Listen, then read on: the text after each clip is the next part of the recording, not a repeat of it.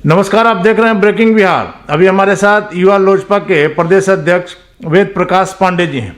इनसे बात करेंगे। आज युवा लोजपा का 1 साल होने पर आपने सम्मेलन भी किया है, वेद जी। देखिए, 8 अक्टूबर को राष्ट्रीय अध्यक्ष आदरणीय चिराग पासवान जी ने मुझे ये दायित्व दिया था और ठीक 1 महीने के बाद मैंने बिहार के पूरे कमेटी को भंग कर दिया था।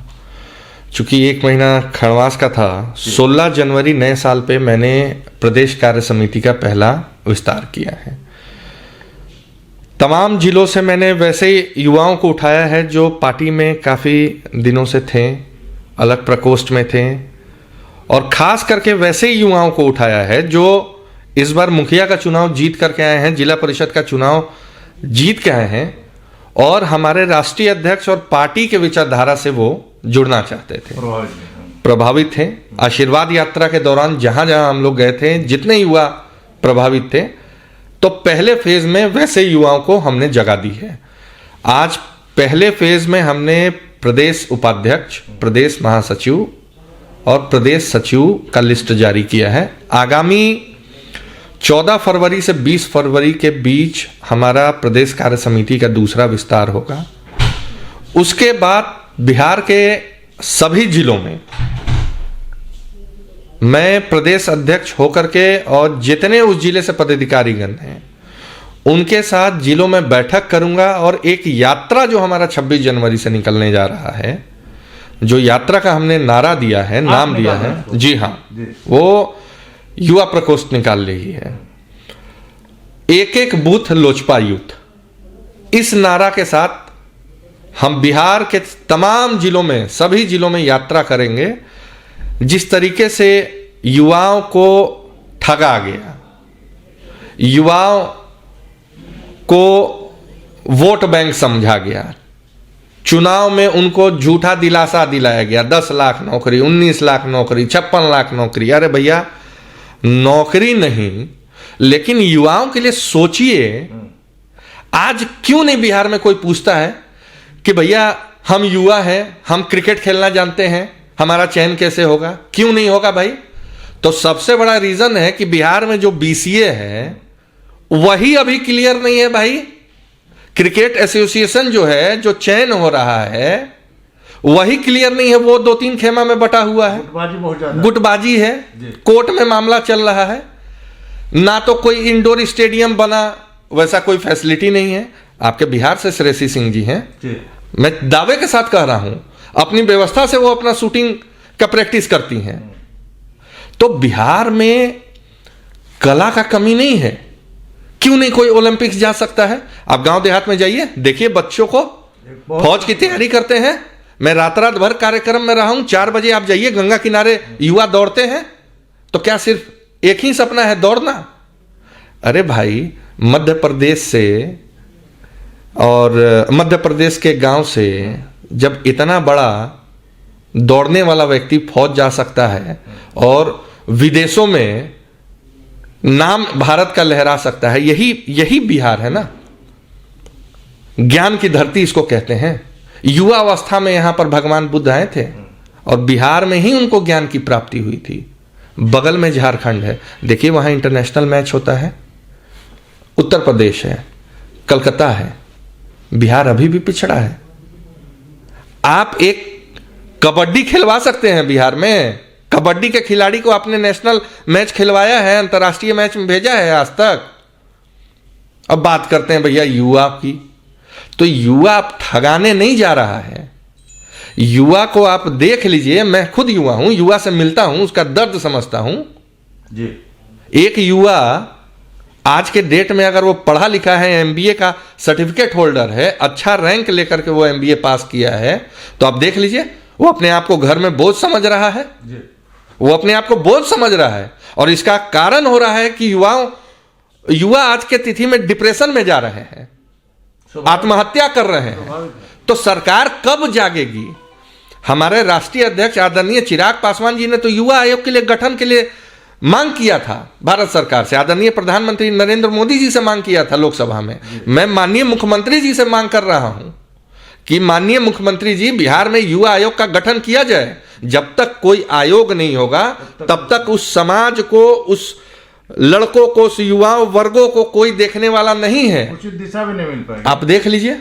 पांडे जी, एक चीज बताइए कि इन दिनों आप लोग संगठन के विस्तार पर बहुत ज्यादा ये ध्यान दे रहे हैं, और चिराग जी का तो शुरू से यह ध्यान रहा है कि बिहार फर्स्ट, बिहारी फर्स्ट, उन्होंने तो ये नारा ही शुरू में दिया है जो कि बिहार के लोगों के लिए ही खास करके।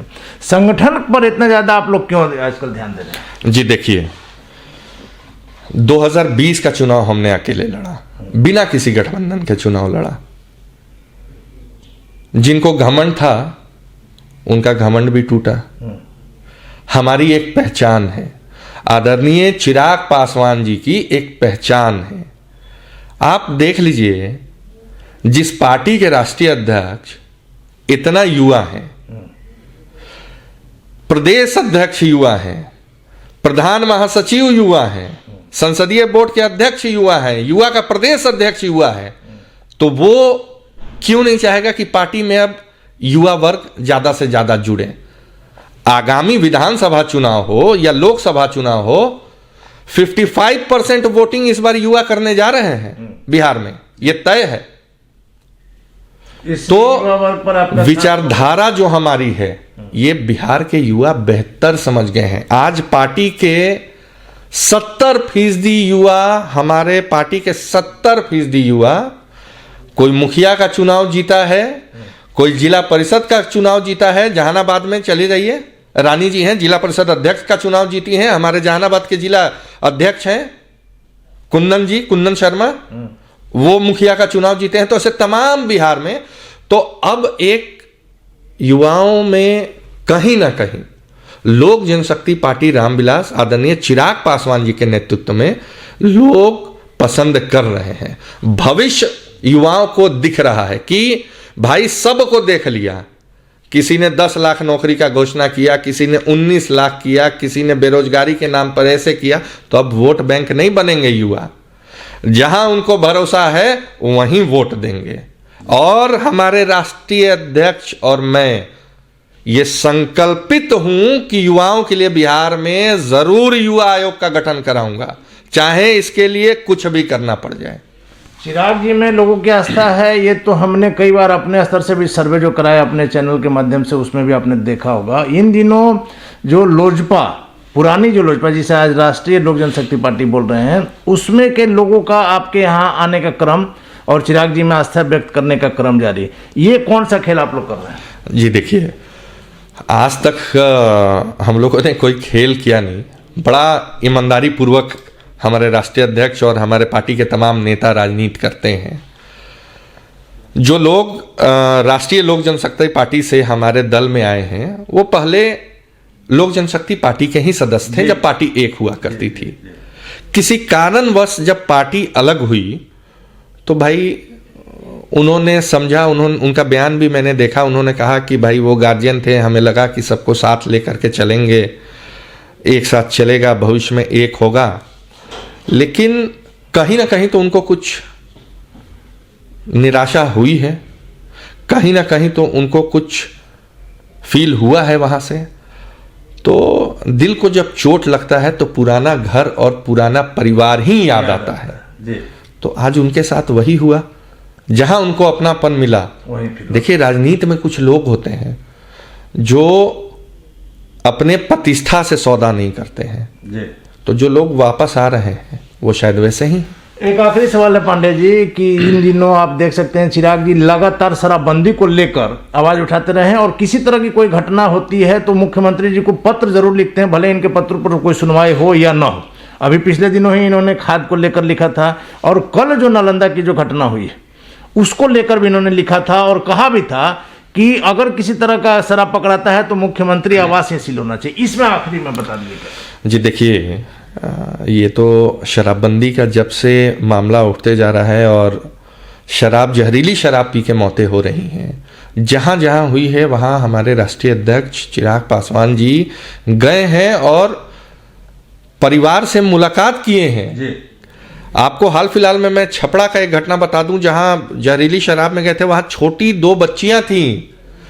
आदरणीय चिराग पासवान जी ने उन दोनों बच्चियों को अपनाया है, उनकी शादी का खर्चा और पढ़ाई का खर्चा उठाने के लिए वहां वादा किया है और वो कर रहे हैं। जहरीली शराब आज के डेट में तभी उपलब्ध है जब शराबबंदी कानून विफल है। लोगों को आप डरा सकते हैं, धमका सकते हैं, लेकिन यहां मजबूर किया जा रहा है मरने पर। यह हत्या है, सरासर हत्या है ये जहरीली शराब कांड। आप शराबबंदी कह रहे हैं। अरे चलिए, मैं किसी पार्टी का नेता हूं, सारे पार्टी आज उठा रहे हैं कोई ना कोई मुद्दा। शराबबंदी, देश का सबसे बड़ा उच्चतम न्यायालय सुप्रीम कोर्ट, उसके चीफ जस्टिस जी ने क्या कहा, तो भाई समीक्षा शब्द निकल जाना ये बहुत बड़ा बात है अपने में। और दूसरा, मुख्यमंत्री जी के गृह जिला नालंदा में आप सोच लीजिए, जो व्यक्ति अपने घर को नहीं संभाल सकता है वो राज्य क्या संभालेगा। अगर मैं अपने घर को नहीं देख पाऊं तो मैं ईमानदारी से पार्टी कैसे चला पाऊंगा, मैं ईमानदारी से दोस्तों का घर परिवार कैसे देख पाऊंगा। तो बात यहां वही आ रही है। आपने पूरा सरकार का खजाना खाली करवा दिया इस शराबबंदी के नाम पर। क्या नहीं किया आपने? दो बार शपथ ग्रहण किया, सारा प्रशासन लगा दिया। उससे बड़ा तो आपने बच्चों को, बुजुर्गों को, सारे सरकारी कर्मियों को सरकारी खजाना से अरबों रुपया लुटा दिया मानव श्रृंखला के नाम पर। लेकिन फिर भी अब एक मान रहे हैं ना कि शराबबंदी की समीक्षा का समय आ गया है। एकदम आ गया है। कुछ ना कुछ तो सरकार को इस पे, माननीय मुख्यमंत्री जी को निर्णय लेना पड़ेगा। गुजरात मॉडल का निर्णय ले या जिस मॉडल का निर्णय लेना पड़ेगा, नहीं तो ये हत्या का आरोप माननीय मुख्यमंत्री पे ही लगेगा। धन्यवाद आपका। तो ये थे हमारे साथ वेद प्रकाश पांडे जी। आप देख रहे हैं ब्रेकिंग बिहार, खबरों का सिलसिला जारी है। आप बने रहे ब्रेकिंग बिहार के साथ।